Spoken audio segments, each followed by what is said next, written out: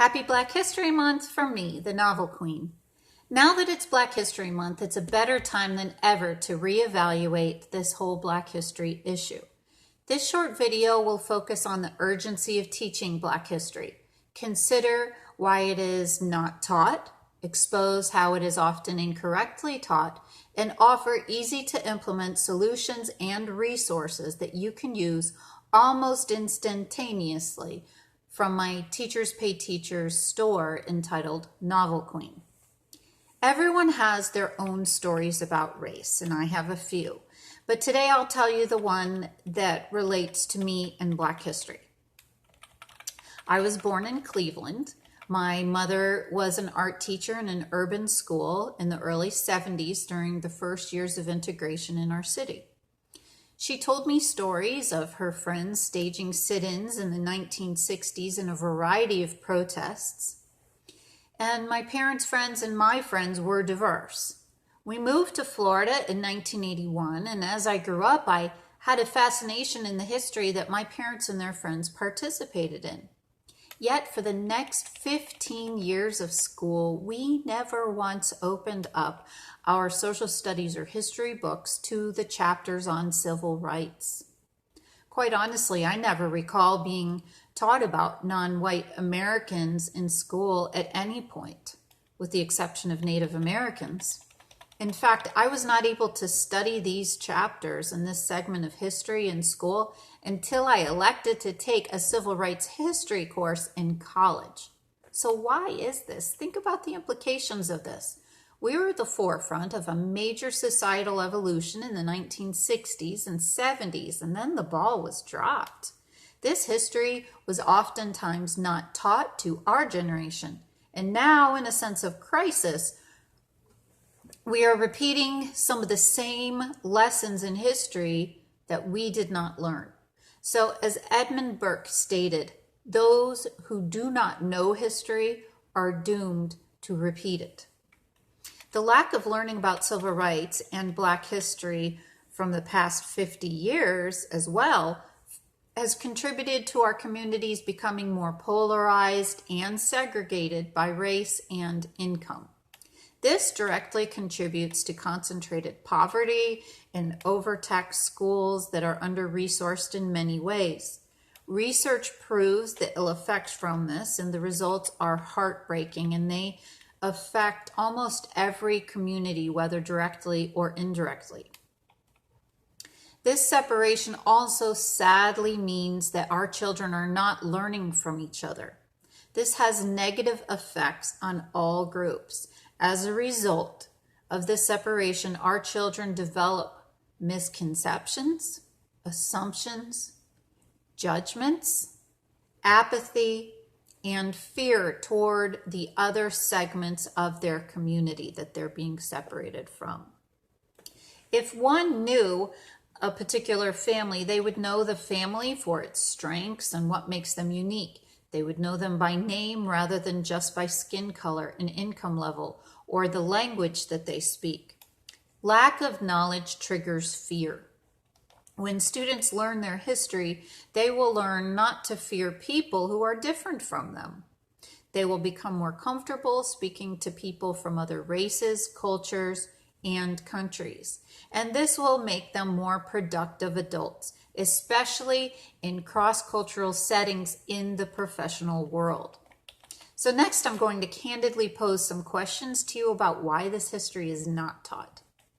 Surface answers might include too much emphasis on testing, there's not enough time for history, I'm never able to get to the back of the book where the civil rights section is. However, let's get down to the nitty-gritty. Is it possible that Black history is not taught because it is assumed that Black history does not apply to them? Do many students see this as unnecessary? Do many adults see this as unnecessary for their children to learn? Do they see it as necessary only for the Black child because it is their history and not their own? Do they view Black history as a niche study, something that they may or may not be interested in? Do they feel that Black history will hurt their children by highlighting harsh realities of their past? Do they feel that Black history is controversial? Black history is actually one of America's most significant stories. Its story begins even before slavery in the early 1600s, and it continues to leave its mark on nearly every American story. It's a story of determination, resilience, of communities coming together. And perhaps most importantly, many of its real-life characters are some of the greatest thinkers, speakers, problem solvers, and leaders in American history. Our students deserve to hear these stories and learn about these leaders that exemplified incredible courage, perseverance, and integrity. Students of all backgrounds need to develop a balanced historical knowledge as well as a sense of empathy. Without the empathy, the historical knowledge is inconsequential and essentially useless. For instance, as I would teach the novel, The Watsons Go to Birmingham, every year, when we got to the chapter when the church was bombed and their little sister was believed to be inside, I expected my students to fall into utter silence as they were contemplating the reality of this, as they were processing all of the emotions they felt, connecting this to an actual real life event that occurred in our history. In fact, it was often at this point that even the toughest students had tears rolling down their cheeks as we were reading through this chapter. And I knew that if this happened, they had truly learned the lesson that I wanted them to learn. Empathy in a society is essential if we want to develop safe and productive communities for our future generations. Turning a blind eye to injustice and intolerance can have disastrous effects. As Dr. Martin Luther King succinctly stated, our lives begin to end the day that we become silent about things that matter. And injustice anywhere is a threat to justice everywhere. I believe another reason that many of us were not taught about Black history is because many non-Blacks are terrified about speaking about race and then saying the wrong thing. Dispel the fear of rocking the boat by having discussions about race. When we have these discussions, students and teachers need to realize that everyone is on their own continuum of evolution and everyone deserves the opportunity to move forward without fear. It's also important to state from the beginning that nearly every single person has some type of bias of some type of group that they need to address. So students must be given a chance to process and express their true, authentic voice and thoughts if any meaningful learning is going to occur. So if a misconception arises, kindly correct it and move on with care and without judgment. People of varying races, income levels, and thought systems must integrate and have these discussions about race if we are going to move forward. So how do you speak to students about race? This could be an entirely new video, but here it is in a nutshell. Look at race as a thing that makes us all unique. Rather than viewing America as a melting pot where everyone starts out unique and ends up in more of a white soup, view America, as Dr. Marie Bird says, as a salad bowl where each individual ingredient is savored and appreciated for being its unique part of that salad.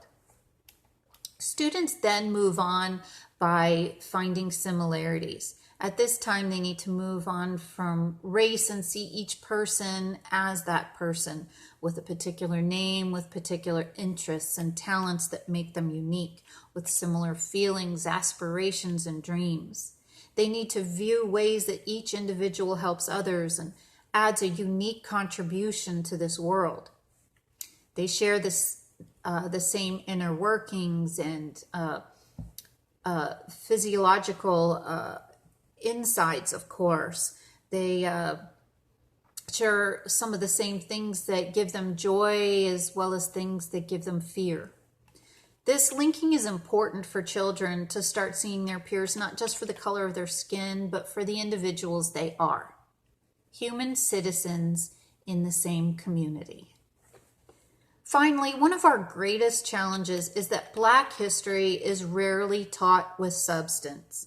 Black History Month is in February, which for many classrooms is crunch time before state testing. Since there is a lack of time, teachers engage in surface level teaching, memorizing facts and names or coloring in a mini book about Dr. Martin Luther King is nice, but does little to evolve the mind. So we have to teach deeper.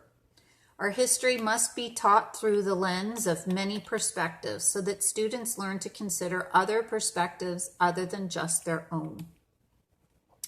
Most importantly, please don't restrict Black history to just February. Common sense would hopefully tell someone that. But you might be asking when we'll have time for all of this. Having taught in an urban setting starting almost 2 decades ago, I'm well aware of time constraints, but you are in luck. There are numerous content-rich novels that engage readers on very deep levels and are perfect for discussions in book groups or writing extensions that are aligned with the standards. These units are available for immediate download on my Teachers Pay Teachers website. My store is named Novel Queen. You may click on the link in the description bar of this video, or you will find, and then you'll find these resources. They're often written on highly acclaimed award-winning books that are optimal examples of content-rich, complex text. And of course, these units are aligned with the standards. And we all know students can be slick. So these units hold them accountable for engaging in thoughtful reading and writing on a nightly basis or on a daily basis if you're doing it within the school day. And the answer keys make it easier for you to implement and consistently hold students accountable for high quality thoughts and answers. Many of these units are in the $8 range and can easily be downloaded and printed out as needed for either your students or your own children at home. So follow our link on our Novel Queen Facebook page or YouTube page to teacherspayteachers.com/store/novel-queen. Please like us and follow us on Facebook and YouTube. And remember, with Novel Queen, you are empowered to teach history, build reading skills, and develop empathy and integrity with your students. Have a great Black History Month.